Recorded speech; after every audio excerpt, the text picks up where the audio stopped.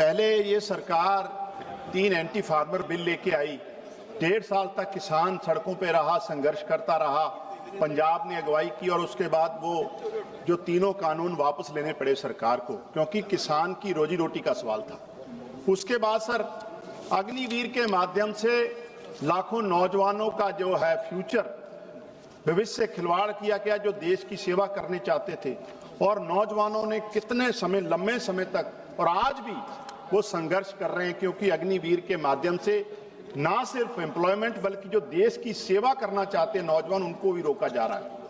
उसके बाद सर अभी पूरे सेशन के दौरान हमने देखा कि इंडिया और यूएस ट्रेड डील हुई है, इसके माध्यम से पूरे देश के किसानों को, खासकर जो डेयरी किसान हैं, डेयरी फार्मर हैं, उनकी रोजी रोटी बिल्कुल खत्म करने की साजिश जो हो रही है, और अभी तक सरकार नहीं बता पाई क्या दबाव है।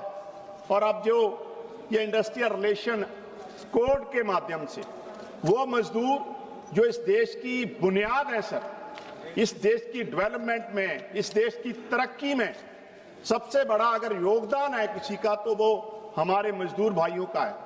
लेकिन जिस तरीके से इस कोड के माध्यम से, चाहे वो समय की बात हो 8 घंटे से 12 घंटे, और मुझे तो लगता था और इसको डिसिप्लिन करने की जरूरत थी, उनको तो परमानेंट रोजगार देने की जरूरत थी। लेकिन सरकार तो ये कह रही है कि 300 एम्प्लॉय किसी इंडस्ट्री से 300 से कम है, 299 भी है, तो विदाउट नोटिस उनको निकाल दिया जाएगा। सर ये कितना बड़ा अन्याय है उस वर्ग के साथ सर, जो सबसे ज्यादा मेहनत इस देश के लिए करता है और जिसको जरूरत है, उसी वर्ग को जरूरत है। आज सरकार को चाहिए कि उसकी बेहतरी के लिए काम करे। इसके साथ अगर उनका जो डेमोक्रेटिक राइट है सर, उनकी ट्रेड यूनियन, उस पर भी लगाम लगा दी गई सर।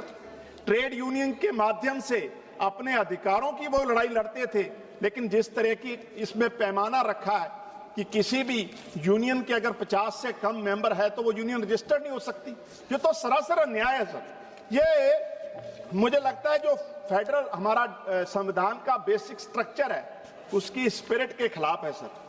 इसी तरीके से सर आज जरूरत थी कि उनको जो मिनिमम वेजेस है, वो एक मिनिमम वेजेस जो है उनके लिए निर्धारित किया जाता सर। लेकिन इस कोड के माध्यम से जो इंडस्ट्रियल रिलेशन अमेंडमेंट कोड 2026 है, मिनिमम वेजेस जो है वो भी खत्म कर रहे हैं। आज तो जरूरत थी इसको प्रिस्क्राइब करते, एक पॉलिसी बनती, जो मजदूर है अनऑर्गेनाइज तरीके से जो काम कर रहे हैं उनको एक मिनिमम वेज दिया जाता है। तो मुझे लगता है ये जो कोड है सर, ये पूरी तरीके से जो अमेंडमेंट कर लेके आ रही है सरकार, ये मजदूरों के, गरीबों के खिलाफ है। सरकार को इसको वापस लेना चाहिए और मैं इसके विरोध में यहाँ खड़ा हूँ। आपने मुझे इस अहम बिल पे बोलने का मौका दिया, बहुत बहुत धन्यवाद।